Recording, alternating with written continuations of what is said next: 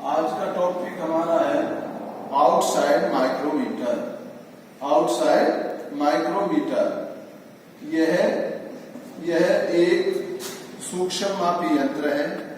इसके द्वारा हम किसी पार्ट का मीट्रिक प्रणाली में 0.01 mm और ब्रिटिश प्रणाली में 0.001 इंच तक की परिशुद्धता में माप लेते हैं।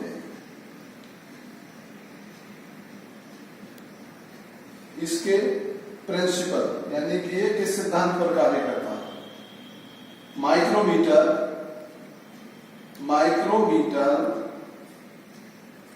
स्क्रू थ्रेड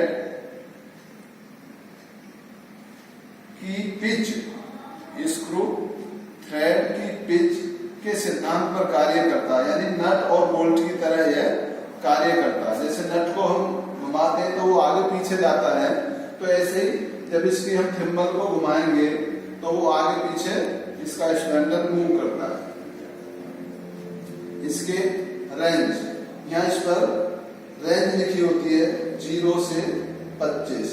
ये रेंज में मिलते हैं 0 से 25, 25 से 50 mm, 50 से 75 mm, 75 से 100 mm, 100 से 125, 125 से 150 mm तक की रेंज में मिलते हैं मीट्रिक प्रणाली वाले। और ब्रिटिश प्रणाली वाले 1-1 इंच की रेंज में 0 से 1 इंच, 1 से 2, 2 से 3, 3 से 4, 4 से 5, 5 से 6 इंच की के साइज में ये हमको बाजार में उपलब्ध होते हैं। अब आता है इसके पार्ट्स, कौन कौन से पार्ट हैं और उनका क्या प्रयोग है। सबसे पहले आता एनविल, और फिर स्पेंडल। एनविल और स्पेंडल के बीच में हम किसी जॉब को या पार्ट को रखकर उसका माप फिर थिम्बल से और बैरल से उसका माप लेते हैं। इसके फ्रेम, दूसरा पार्ट है इसका फ्रेम के एक सिरे पर एनविल तथा दूसरे सिरे पर बैरल जुड़ा होता है। और फ्रेम के नीचे उसकी रेंज, फ्रेम पर ही इसकी रेंज लिखी होती है 0 से 25 mm। और कुछ माइक्रोमीटर के रेंज के पास ही उसकी लिस्ट काउंट भी लिखी होती है। यानी लिस्ट काउंट क्या होती है? कम से कम मापी गई दूरी, उसकी लिस्ट काउंट कहलाती है। तो फ्रेम हो गया। फिर लॉक नट, क्या है? Lock nut. कोई माप हमने पार्ट लगाया, माप लेने के बाद उसको लॉक कर देते हैं, ये हमारा बैरल या स्लीव, इसको बोलते हैं बैरल या स्लीव। बैरल पर एक डेटम रेखा होती है, बैरल पर एक डेटम रेखा यानी डेटम लाइन होती है, जिसके ऊपर की साइड में mm के निशान बने होते हैं। 1 mm, 1, 2, 3, 4, 5, 6, 7, 8, तो 0 से लेकर 25 तक होते हैं, 0 से लेकर 25 तक। और नीचे डेटम रेखा के नीचे वाली साइड में प्रत्येक mm को 2 भागों में डिवाइड करती हुई एक रेखा, प्रत्येक भाग को 2 भागों में बांटा होता है, उसको बोलते हैं सब डिवीजन। ऊपर वाले को बोलेंगे मेन डिवीजन, नीचे वाले को बोलेंगे सब डिवीजन। बैरल पर mm के और सेंटीमीटर के निशान बने होते हैं या ग्रेजुएशन की होती है। इसके बाद आया हमारा थिम्बल एक गोल पैमाना होता है। थिम्बल एक गोल पैमाना है जिस पर 0 से लेके बढ़ते हुए क्रम में कुल 50 भाग होते हैं।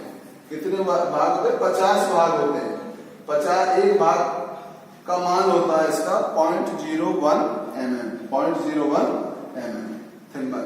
इसका पूरा थिम्बल का पूरा एक चक्कर घुमाने पर, ये पूरा एक चक्कर घुमाने पर आधा mm चलता है, 0.5 यानी 1/2 mm ये आगे पीछे स्पेंडल मूव करता है। और फिर आया हमारा रैचेट स्टॉप। क्या? रैचेट स्टॉप का प्रयोग हम माप लेते समय समान दबाव के लिए करते हैं। अगर हम रैचेट स्टॉप का प्रयोग नहीं करेंगे, किसी पार्ट का हम माप ले रहे हैं, तो उसमें भिन्न भिन्न व्यक्तियों द्वारा भिन्न भिन्न कारीगरों द्वारा लिया गया माप भी भिन्न होगा। अगर हम रेचेट स्टॉप का प्रयोग करके माप लेते हैं तो वो चाहे 10 लोग लें या 5 लोग लें, सबके द्वारा लिया गया माप एक ही आएगा। ठीक, तो इसके बाद आती है जीरो एरर। जब माप लेने से पहले माइक्रोमीटर से, आउटसाइड माइक्रोमीटर से माप लेने से पहले जीरो एरर चेक करते हैं। जीरो एरर एनविल और स्पेंडल के वर्किंग पॉइंट को मिलाते हैं और डेटम लाइन पर थिम्बल की जीरो रेखा को देखते हैं। अगर वो सीध में है तो हमारा जीरो एरर नहीं है, अगर वो आगे है या पीछे है तो उस पर हमारे उसको बोलते हैं जीरो एरर, शून्याङ्क त्रुटि। तो ये हमारा आज का माइक्रोमीटर होगा।